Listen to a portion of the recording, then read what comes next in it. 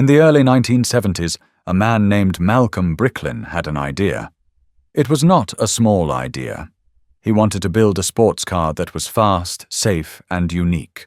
But this was not going to be built in Detroit, Michigan, or Los Angeles, California. Instead, it would be built in a small province called New Brunswick in Canada. What followed was a short and strange story that involved big promises, heavy gull-wing doors, and a whole lot of orange acrylic. Malcolm Bricklin was already known for bringing Subaru cars to the United States. In 1974, he founded Bricklin Canada Limited with money from the New Brunswick government. That money, around $4.5 million Canadian dollars, was supposed to help build the first safety sports car. Bricklin called it the SV-1, which stood for Safety Vehicle 1. It was supposed to protect people from crashes and even discourage bad habits like smoking while driving. That is why the car had no cigarette lighter or ashtray. The car's design came from a team led by Herb Grass and Marshall Hobart. Herb Grass had worked on the Batmobile before this. They gave the car gull-wing doors, which opened upward like wings. The frame was a steel cage that went around the passengers. The body panels were made from a mix of fiberglass and acrylic. These were supposed to be stronger and never need painting because the color was baked in. That sounded great, until the panels started to bubble, crack, and fall apart. The material did not like the heat or the cold, which Canada has plenty of. The first Bricklin cars in 1974 used AMC's 360 cubic inch V8 engine. This engine had 220 horsepower and 315 pound-feet of torque. It came with either a 3-speed automatic transmission or a 4-speed manual. But not many manual cars were made, only about 137. Later, in 1975 and 1976, Bricklin switched to Ford's 351 Windsor engine. That engine had 175 horsepower and only came with a 3-speed Ford FMX automatic. These engines were chosen partly because of new emission laws in the United States. The car's suspension was taken from the American Motors Hornet. The front had double A-arms and coil springs. The back had a solid axle and leaf springs. Brakes were power front discs and rear drums. It was not exactly a race car. The car weighed about 3,470 pounds. That was heavy, especially when the battery died, and you had to open those big gull-wing doors by hand. The Bricklin was built in St. John, with body panels made in Minto, both in New Brunswick. About 2,854 cars were made. Production stopped in late 1975 when the government pulled the plug. A few more were finished in 1976 by Consolidated Motors. There were plans for special versions, like the Chairman model with gold trim and fancy tools. That never happened. Scottsdale, Arizona even used some as police cars. They returned them because the heat inside was too much, and the doors did not always work. Today, about 1,700 Bricklins still exist. Some people restore them. Others tell stories about them. Some even ride little toy Bricklins made in 1978 with lawn mower engines. The SV-1 was not a success, but it sure was interesting. It is one of those cars that looked far ahead, but stumbled right out of the garage. What if a car could drop its doors straight into its body, and you could drive it like that on purpose? What if a company that usually plays it safe suddenly said, "Let's do something weird"? In the late 1980s, something like that happened in Germany. It was not a huge revolution, but it was unusual, and it was called the BMW Z1. This car came from a time when BMW wanted to test the limits of design and engineering, and the results were surprising and kind of odd. In 1985, BMW formed a group called BMW Technik GmbH. It was like a secret lab inside the company. The head of this group was Ulrich Bez, a man who later worked with Aston Martin. He and his team were told to make something fresh and different. Designer Harm Lagai, who had worked for Porsche, led the design. What they came up with was a small 2-seat roadster called the Z1. BMW had not built a two-seater sports car since the 1950s 507, so this was a big return to that idea. The Z1 was officially shown to the public in 1987 at the Frankfurt Motor Show. Production began in March 1989 and stopped in June 1991. Only 8,000 units were made, and all were left-hand drive. Most of them, about 6,443, stayed in Germany. The rest went to Italy and a few other countries. At the time, it cost around 83,000 Deutsche Marks. The Z1 stood out mostly because of its sliding doors. Instead of swinging out like normal, they dropped down into the sides of the car. And you could drive it like that. That was not a bug. It was a feature. Its body panels were made from a plastic called xenoi, and the hood and trunk used glass-reinforced plastic. You could take the whole body off and replace it with another one in about 40 minutes, assuming you had the right tools and nothing better to do.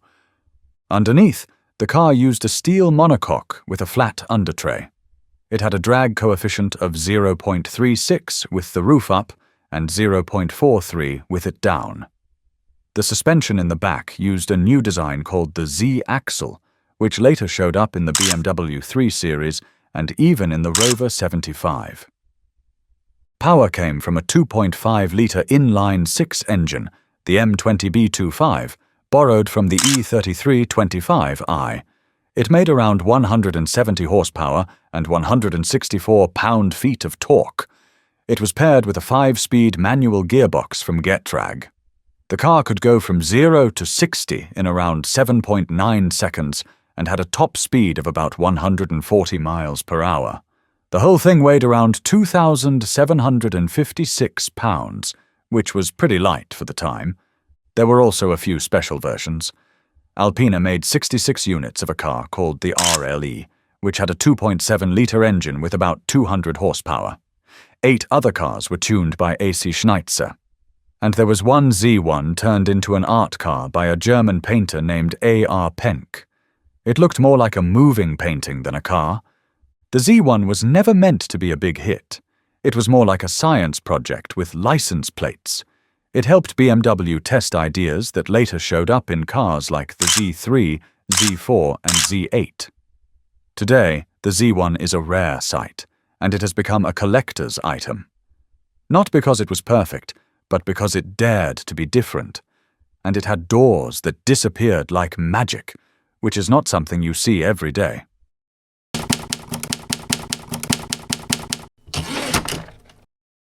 Some cars make you turn your head, others make you scratch it. But once in a while, a car makes you smile, mostly because you cannot believe it ever existed. One of those cars is a tiny fiberglass machine that popped out of Australia in the late 1950s. It had no doors, barely any horsepower, and looked like something from a cartoon. But it became a legend. Its name? The Goggomobil Dart. In the late 1950s, a man named Bill Buckle ran Buckle Motors in Sydney, Australia. He was known for importing cars and making smart business moves. At the time, Australian import laws were strict. If you brought in a complete car, you had to pay high taxes. But if you brought in a car in pieces, something called completely knocked down, or CKD, you paid less. So Bill Buckle started importing small cars made by Hans Glas GmbH in Germany. These cars were called Goggomobils. The original Goggomobils were tiny, boxy sedans and coupes. They were simple cars, built with steel frames and powered by small two-stroke engines. Buckle Motors assembled them in Australia. But Bill Buckle had another idea. Instead of just building the same German cars, he wanted to make something special for Australians. He designed a new body for the Goggomobil, made out of lightweight fiberglass, and called it the Dart. To build the first one, Buckle teamed up with a panel beater named Stan Brown. Buckle drew the shape on a piece of paper. Stan made a prototype body out of aluminum.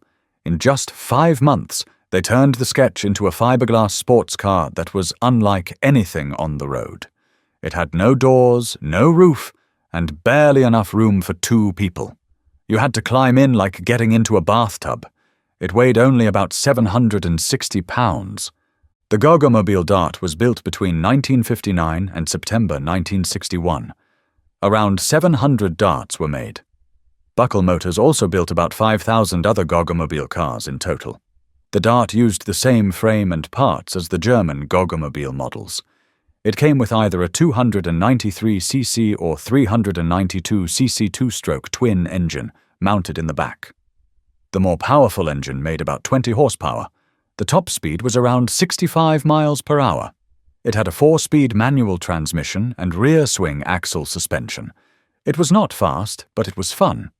The Dart was just over 120 inches long, about 54 inches wide, and had a wheelbase close to 71 inches. It looked like a small spaceship with a face. The headlights were built into the front. The body had small fins on the back, and the whole thing sat low to the ground. Some later models even came with optional suicide doors and a hardtop. Though it was made for only a few years, the Goggomobil Dart became a part of Australian car history. People remember it from a Yellow Pages commercial where a man tries to find parts for his Dart. Today, collectors love the Dart for its charm and its weirdness. It was a car that made sense only in Australia, built with parts from Germany, designed by two guys who just wanted to do something different. It may have looked like a toy, but it left a real mark.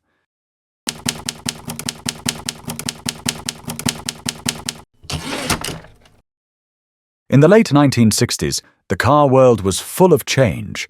Muscle cars roared through the streets of America. Italy had beautiful designs.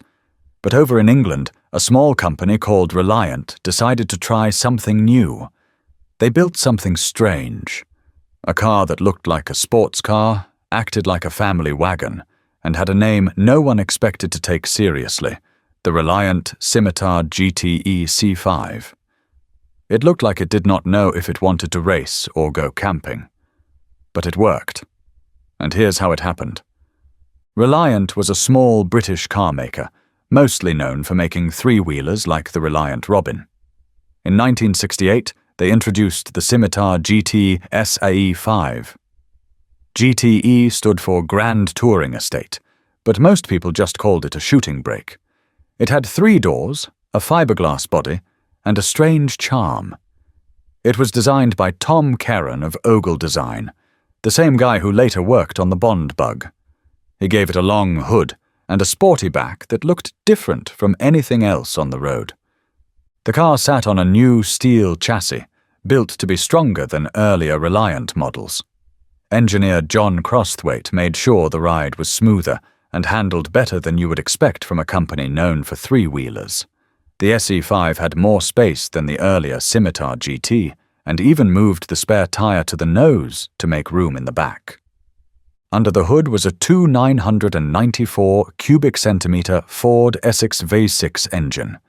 It made about 138 horsepower and 192 pound-feet of torque. That gave the SE5 a top speed of around 117 miles per hour and a 0 to 60 time of about 10.7 seconds. Not bad for a car that looked like it might have been designed with a ruler. A 4-speed manual transmission was standard, and buyers could add overdrive or get a 3-speed automatic by Borg Warner after 1970. Inside, the dashboard on early SE5s was known to crack, and the electrical system could be a bit moody. But there was plenty of room, decent leather seats in some models, and the back could fit all your luggage. Or a Labrador. In 1972, Reliant updated the car and called it the SE5A. It had a better dashboard, cleaner rear lights, and stronger badges that spelled out Scimitar. The engine was tuned to 145 horsepower, and the car could now hit 60 in about 8.5 seconds. One special version was even given to Princess Anne in 1970. She liked it so much that she kept driving scimitars for years.